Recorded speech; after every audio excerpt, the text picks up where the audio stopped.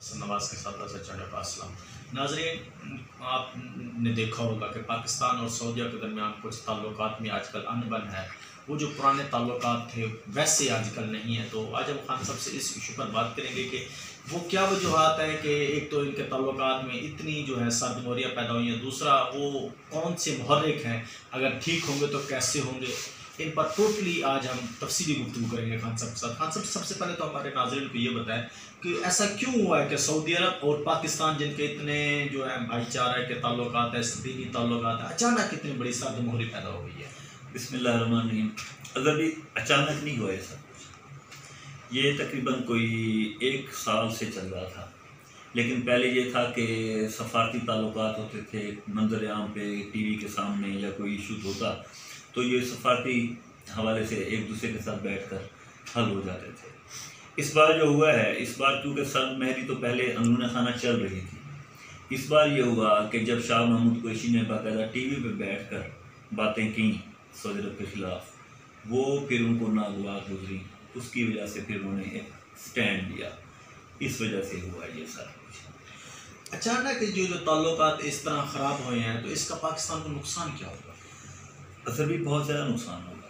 पाकिस्तान, मेरी सोच के मुताबिक पाकिस्तान 5-7 साल तक अभी जो है वो डिपेंड कर रहा है मुख्तलिफ मुल्कों की इमदाद के ऊपर। और अल्लाह करे कि 5 साल, मैं कह रहा हूँ अल्लाह करे उससे जल्दी मामला ठीक हो जाए। अगर खुदा न खास्ता आप सऊदी अरब और पाकिस्तान के हालात मज़ीद बिगड़ते हैं, ख़राब होते हैं, आपस में ताल्लुकात ख़राब होते हैं, तो उसमें पाकिस्तानी मैशत को बहुत ज़्यादा झटका लगेगा।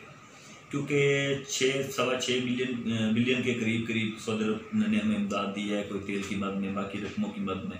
उसमें से कुछ उन्होंने वापस ले भी लिया है, बाकी भी वो वापस ले सकते हैं। उसके अलावा जो हमारे पाकिस्तानी हैं, तकरीबन एक अंदाज़ा है मेरा कि कोई 18 लाख तकरीबन, या कोई 25-30 लाख के करीब तकरीबन यूएई पूरे अरब में जी जो पाकिस्तानी हैं वहाँ पे मुलाजिम हैं, वहाँ पे काम करते हैं।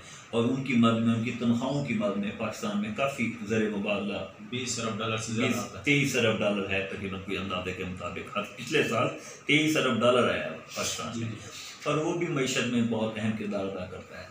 एक तो पहला नुकसान ये होगा कि जो हमें रकम वहाँ से आती है हमारे मुल्क में, वो नहीं आएगी। दूसरी बात यह है कि इतनी ज़्यादा तादाद में लोगों को जब उन्होंने मुल्क बदल कर दिया, जब वो पाकिस्तान में आए, तो आप क्या समझते हैं कि 30 लाख लोगों को पाकिस्तान कैसे, 30 लाख लोग नहीं बल्कि 30 लाख फैमिलियों को, पीछे लोग फैमिलियाँ भी तो हैं उनकी, 30 लाख फैमिलियों को एडजस्ट नहीं कर सकेगा। पहले भी पाकिस्तान में बुरे हालात हैं मैशत के हवाले से, अगर ये 30 लाख फैमिलियाँ और बोझ बन के आ गई तो बहुत बड़े मसाइल पैदा हो जाएंगे। अच्छा, हालिया आर्मी चीफ का दौरा हुआ है, वो सऊदी अरब गए थे और वहाँ उन्होंने बहुत सारे डिप्लोमेट्स के साथ, उनके जो आर्मी चीफ हैं या मेरे ख्याल में नायब वली अहद, उनसे भी मुलाकातें की हैं। तो इस दौरान कोई बर्फ़ पिघली है?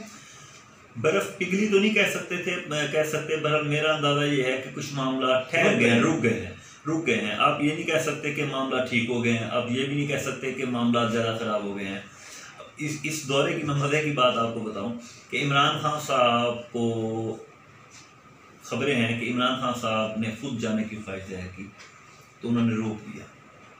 उन्होंने आर्मी चीफ और DGI की हद तक इजाज़त दी, इमरान खान साहब को रोक दिया कि आप ना आए। ये खबर है, गलत भी हो सकती है, दुरुस्त भी हो सकती है।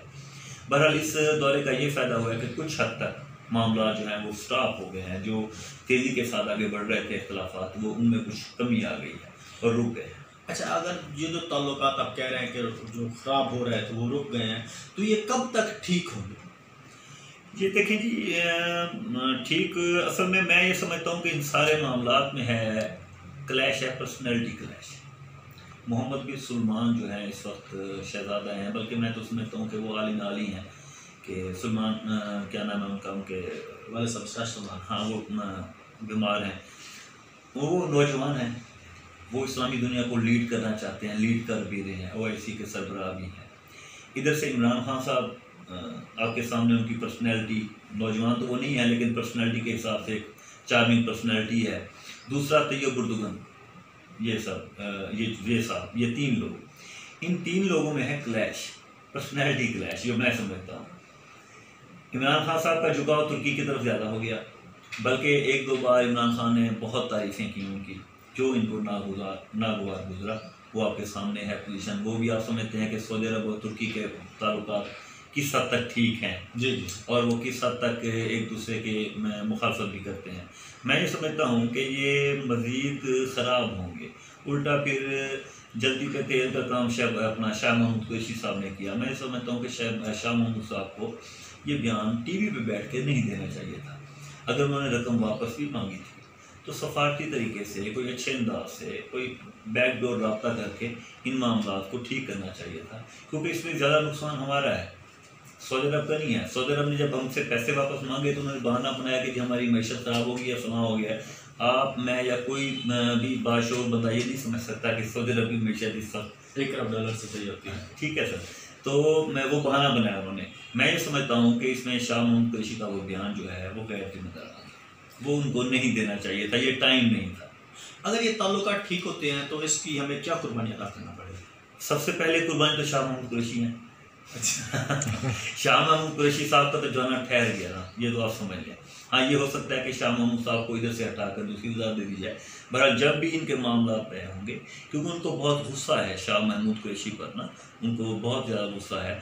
जब भी मामला ये ठीक होंगे, सबसे पहली शाह तो मैं ये समझता हूँ कि वो होगा कि शाह महमूद कुरैशी साहब को हटाया जाए, और हटाना पड़ेगा, वो हमारी मजबूरी है। और दूसरी बात ये है कि कुर्बानियाँ तो हम दे रहे हैं, सऊदी अरब के कहने पे ही दे रहे हैं, काफ़ी सालों से दे रहे हैं, मज़ीद भी शायद देना पड़ जाए, लेकिन जो बज़ाहिर है वो यही है कि भी शाह महमूद कुरैशी को पहले हटाएं, उसके बाद बाकी मामला देखेंगे। अच्छा, वैसे अगर बात की जाए सऊदी अरब की, तो क्या आपके ख्याल में सऊदी अरब जो अपना किरदार अदा कर रहा है, बहैसियत अब पाकिस्तानी नहीं, बहैसियत अगर इस्लाम मुसलमान देखें तो वो ठीक है? देखें, अगर भी हर किसी की हैं मजबूरियाँ, अपने मामला हैं। डीज़ल कह रहा हूँ, पेट्रोल या तेल कह दें, तेल की पोजीशन जो है सऊदी अरब की, वो आहिस्ता आहिस्ता उसकी वैल्यू कम हो रही है, या ऐसे कह लें कि आलमी मंडी में उसका रेट भी कम हो रहा है, उसकी खपत भी कम हो रही है। अब दुनिया जो है वो इलेक्ट्रॉनिक्स की तरफ जा रही है, गाड़ियाँ भी वहाँ पे उसी साइड पे जा रही हैं। अब सऊदी अरब और बाकी अरब ममालिक ये समझते हैं कि हमारा तेल की खपत कम होगी, हमसे तेल खरीदने वाला कोई नहीं होगा, इसलिए उन्होंने ये सोचा कि हम तेल से तवज्जो हटाकर बाकी दुनिया के साथ अपना रवाबित, तिजारत और बाकी मामला को दुरुस्त करें, वो उसकी तरफ जा रहे हैं। इसलिए उन्होंने इंडिया के साथ भी मामला, तो आपने देखे बहुत ज़्यादा तिजारत हो रही है, अमेरिका के साथ भी हो रही है, इसराइल के साथ भी उनके रवाबित और सामने नहीं है, बैकडोर पे उनके शुरू हो चुके हैं, UAE ने वैसे तस्लीम कर लिया है। तो उनकी मजबूरी है, वो ये समझते हैं कि हमें इस साइड पे जाके अपने मुल्क को, अपनी मैशत को और ख़ास तौर पे अपनी बादशाहत को कायम रखने के लिए उनको ये सब कुछ करना पड़ रहा है। जी, बहुत शुक्रिया खान साहब, बता रहे थे कि ये जो सऊदी अरब के साथ हमारे मामला ख़राब हुए हैं, क्यों हुए हैं, किस तरह, और अगर ठीक होते हैं तो उसकी हमें क्या कुर्बानी देनी पड़ेगी। वस्सलाम।